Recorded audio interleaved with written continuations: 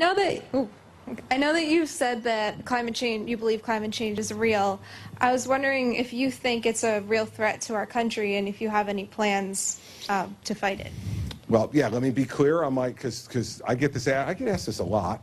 So let's be clear about what my position is. Yes, I believe climate change is happening, and I believe that humans contribute to it. I don't think we're the only contributor to it, and I think that climate has changed for a very long time. Climate is changing all the time.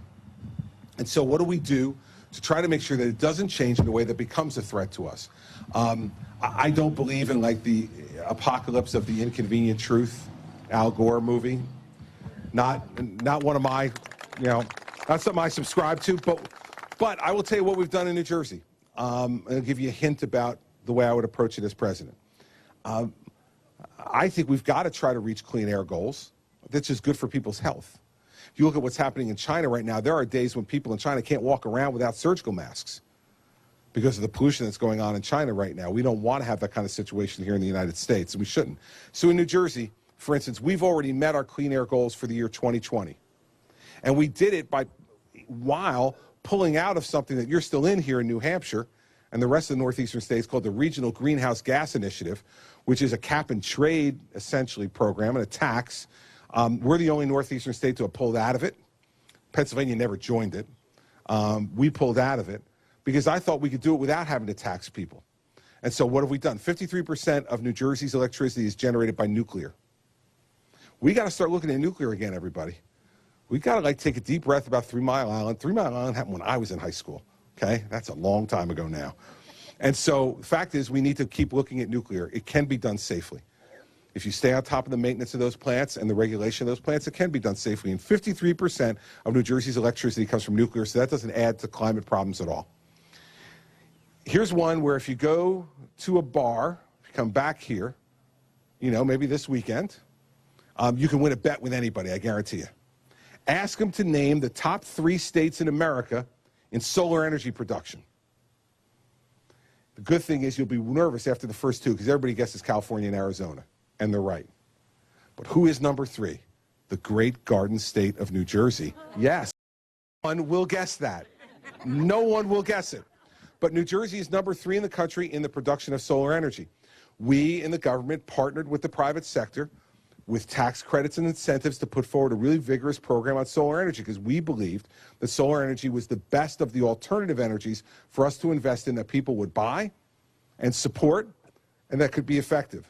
So we partnered with our energy companies, we partnered with private business, and the government provided tax incentives. And now New Jersey is the third largest producer of solar energy in America.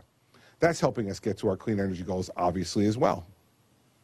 Fourth is, we are in the process of building 3 new natural gas-fired electricity plants. A cleaner burning fossil fuel, really available to us because of the Marcellus Shale right over in Pennsylvania. It's become less expensive.